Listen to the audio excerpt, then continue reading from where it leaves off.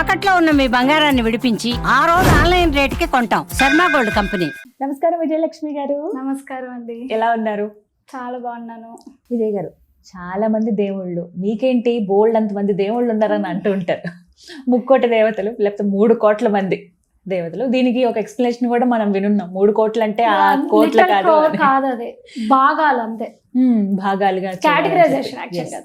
మరి ఇన్ని కోట్ల దేవతల్లో ఏ దేవుడి నామం పఠిస్తే త్వరగా మనకి ఫలితం వస్తుంది అనేది ఒక ప్రశ్న.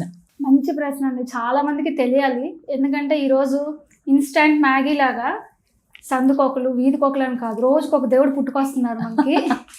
అది ఎలా అయిపోతుందంటే అండి, ఇప్పుడు మీరు చీర కొనడానికి ఒక షాప్కి వెళ్ళారు, దీనికి ముందు ఇంకో 10 షాపులు తిరిగే ఉంటారు కదా. అవును, ఇక్కడ నచ్చింది ఇక్కడ కొన్నారు. దాని ఉద్దేశం మిగతా 10 షాపుల దగ్గర చీరలు బాగోవని కాదు కదా, నాకు కావాల్సింది దొరకలేదు, మీకు కావాల్సింది దొరకలేదు. సో ఈ జనాలు ఏమైపోయారంటే చీరలు షాప్ చేసినట్టుగా, యాక్చువల్గా ఆ మాట అనకూడదు కానీ భగవంతుని షాపింగ్ కేటగిరీగా పెట్టేసుకున్నారు. వీళ్ళ కోరిక నేను దేవుడు తీరిస్తే ఆ పటం ఇంట్లో ఉంటది, నీ కోరిక ఆ దేవుడు తీర్చలేదా, నెక్స్ట్ డే ఇంకో దేవుడు, మళ్ళీ నెక్స్ట్ డే ఇంకో దేవుడు. ఎవరు మన కోరికను తీర్చినా ఆయనే దేవుడు, మిగతా దేవుళ్ళు కాదు. అలా తయారైపోయారు సొసైటీ. సో ఇక నేను ఏ దేవుడిని పట్టిస్తే ముఖ్యమని నేను మాత్రం ఏం చెప్తాను, ఎందుకంటే నీ కోరింది తీరిస్తేనే దేవుడు అని భావనలో మనం అందరం ఉన్నాం. కానీ అలా కాదండి మనం భావించాలి.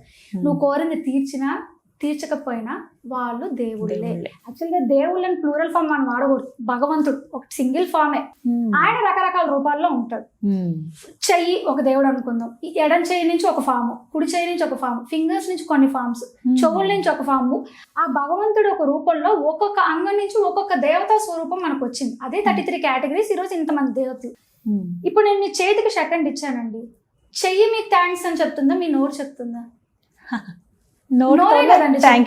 చెయ్యి కాదు కదండి చెప్తుంది. అంటే ఎవరు చెప్తున్నారు మీకు? ఎండ్ ఆఫ్ ది డే మీరు చెప్తున్నారు, మీ చెయ్యి కాదు చెప్పేది. అది మనం భగవద్గీతలో 11వ చాప్టర్ లో ఆయన విశ్వరూపం చూపించినప్పుడు చాలా స్పష్టంగా చెప్తాడు ఆ మాట.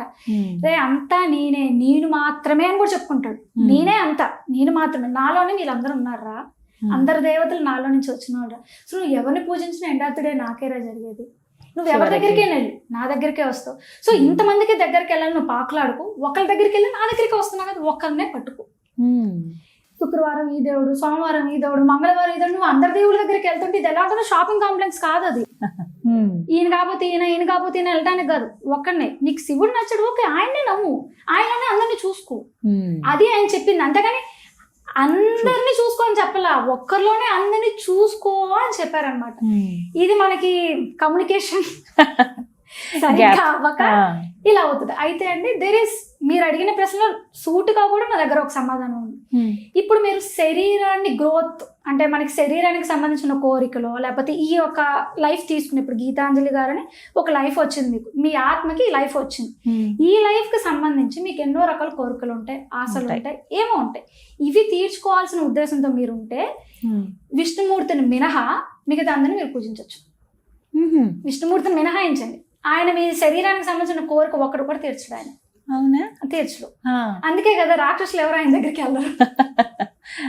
అంటే మీరు ఇప్పుడు రాక్షసులందరూ ఏం కోరుకుంటారు, నేను మరణం లేకుండానో, లేదా ఇది కావాలనో, ఇది కావాలి, మీరు ఎవరినైనా ఇదేనా నాకు చావు రాకూడదనో, లేదా ఎన్నో కోరికలు ఉంటాయి మనకి సంబంధించింది.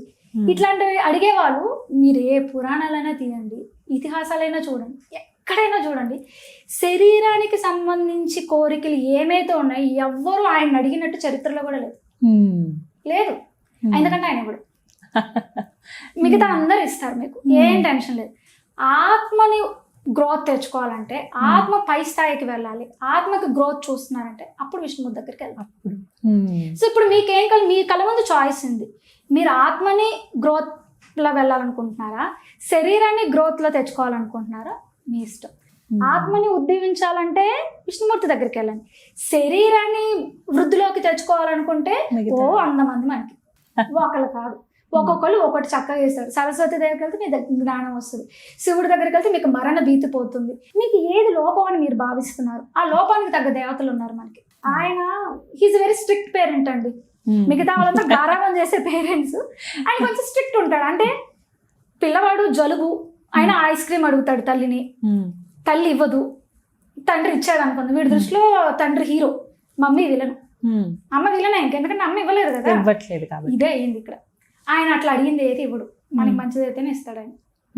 మిగతా వాళ్ళు అలా కాదు, ప్రేమ అంటే వాళ్ళందరూ పాపం మనందరి పైన అమితమైన ప్రేమ అనమాట వాళ్ళకి. వాళ్ళకి ఏంటంటే గారాబం ఎక్కువ. మీరు ఏది అడిగినా అది ఇస్తారు, కానీ అడిగిన ప్రతిదీ ఇస్తారని కూడా చెప్పట్లేదు. అడిగిన ప్రొసీజర్ మీతో అంతా కన్నా చూసారా, ద్రావిడం సాంస్క్రిట్ అని ఇంతకు చెప్పాను చూసారు. ఈ సాంస్క్రిట్ లో కొన్ని రూల్స్ ఉన్నాయి, ఇవి ఇలా చదివితే ఆ పర్టికులర్ దేవత లేదా దేవతా స్వరూపం మీరు ఏది అడిగితే అది ఇవ్వాల్సిందే. They protocols. అది బ్రహ్మగారైనా పరమశివుడైనా వీళ్ళందరూ మీరు ఏ దేవీ దేవతలు ఎవరినైనా తీసుకోండి, they have certain protocols to follow. ఇన్నిసార్లు ఆ పర్టికులర్ మంత్రాన్ని జపిస్తే వాళ్ళు రావాల్సిందే, వరాలు ఇవ్వాల్సిందే. మీరు కొండ మీద కోతిని అడిగినా వాళ్ళు తీసుకొచ్చి ఇవ్వాల్సిందే. They have no other option to do it. But ఈయనకి ఆ ప్రోటోకాల్ లేదు. ఈయనకి ఏంటంటే నాకు నచ్చితే ఇస్తాయా, నన్ను ఎవరు అడుగుతారు అంతే. ఎందుకంటే Vishnumurthy someone who targets your ఆత్మ. వీళ్ళందరూ అంటే they targets what you need.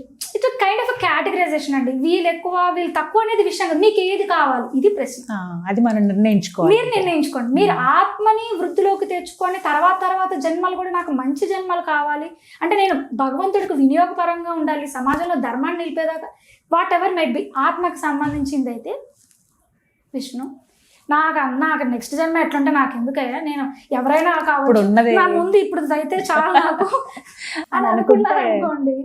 ఇన్ని ఆప్షన్స్ ఉన్నాయి మీకు, ఏం టెన్షన్. అందరు ఇచ్చేవాళ్ళే, ఈయన ఇచ్చాయన వాళ్ళు ఇచ్చేవాళ్ళు, అందరు ఇచ్చేవాళ్ళు, అందరూ మనం ప్రొటెక్ట్ చేయడానికే ఉన్నారండి. కానీ మనమే సరిగ్గా వాళ్ళని యూటిలైజ్ చేసుకోవట్లేదు. యాక్చువల్గా ప్రాబ్లం మనది, వాళ్ళది కాదు, దేవి దేవతలది కాదు అసలు, మనదే problem. But choice clear, me choice బట్టి సెలెక్ట్ చేసుకోవడం, అప్రోచ్ అవ్వడం నేర్చుకోవాలి అంతే. Thank you so much Vijayalakshmi గారు. ఇంకా చాలా వీడియోస్ రావాలి మీ నుంచి, చాలా అవగాహన పెరగాలి, అది మీ బాధ్యతగా తీసుకుని ఇంకా వీడియోస్ అందిస్తారనే ఆయన బాధ్యతే ఖచ్చితంగా. థ్యాంక్ యూ అండి. థ్యాంక్ యూ సో మచ్ అండి.